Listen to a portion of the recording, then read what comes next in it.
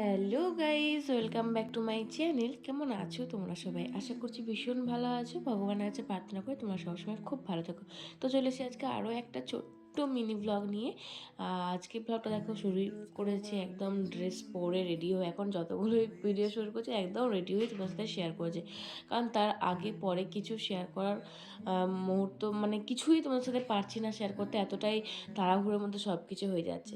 তো বুঝতেই নিশ্চয়ই পেরে গেছো আমরা কোথায় যেতে চলেছি এত ভোর ভোর। তখন ঘড়িতে বাজে 4:30, আর ঘুমিয়েছি তখন 3:30 কি 4টে, মানে ঘুম হয়নি আমার।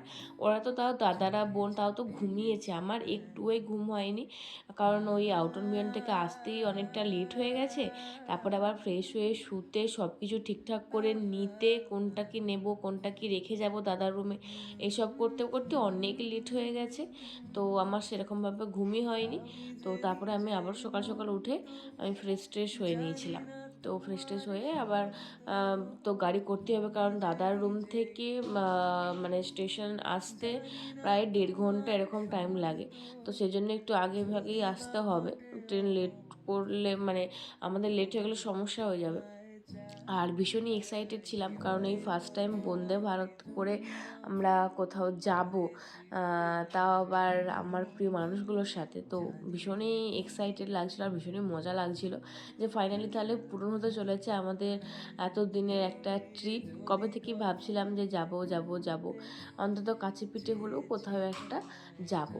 আর আমার তো ভীষণ সমুদ্র ভালো লাগে, মানে ভীষণ মানে ভীষণ। তাতে যদি আজকে সমুদ্র যাওয়া হয়, যদি আবার কেউ বলে যে কালকে যাবি নাকি কোথাও সমুদ্র আছে এরকম জায়গা, আমি বলবো যে হ্যাঁ, মানে ওই সমুদ্র আমার কোনোতে না নেই, ওই সমুদ্র টানেতেই আমি বারবার সব জায়গা চলে যাই, এত ভালোবাসি। তোমাদের কি ভালো লাগে, পাহাড় নাকি সমুদ্র? অবশ্যই কিন্তু কমেন্টে জানাবে।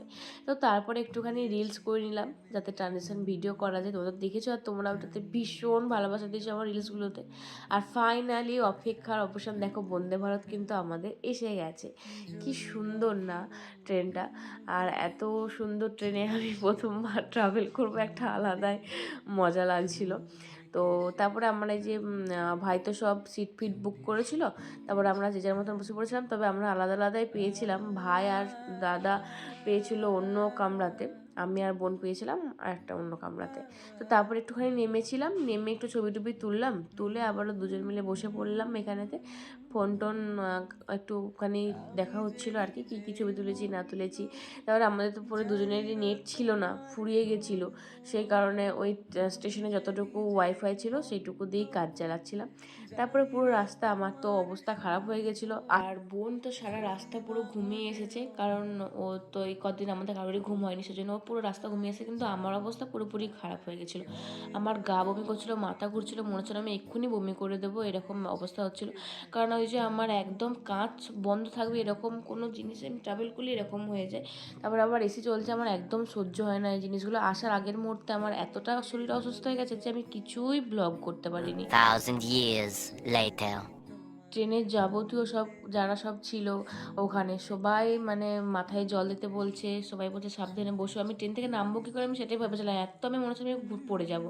ওখানে যারা সব টিটিআর সব ছিল সবাই বলছিল। তো যাই হোক, সেজন্য তুমি কোনো রকম ভিডিও করতে পারিনি, আমি বমি বমি করলাম জল ফল দিয়ে। তারপরে গাড়ি ছিল, গাড়ি রিসর্ট থেকে গাড়ি পাঠিয়েছিল, তারপরে আমরা কিন্তু রিসর্টে পৌঁছেও গেছি। আর রিসর্টে পৌঁছেই ওয়েলকাম ড্রিঙ্কসে আমাদের কিন্তু ডাবের জল দিয়েছে। আমি চারপাশটা ঘুরে কিছুই দেখাতে পারিনি, নিজেও ঘুরিনি, তোমার সাথে শেয়ার করতে পারিনি, পরে সব কিছু শেয়ার করে দেবো। আজকের মতন টাটা।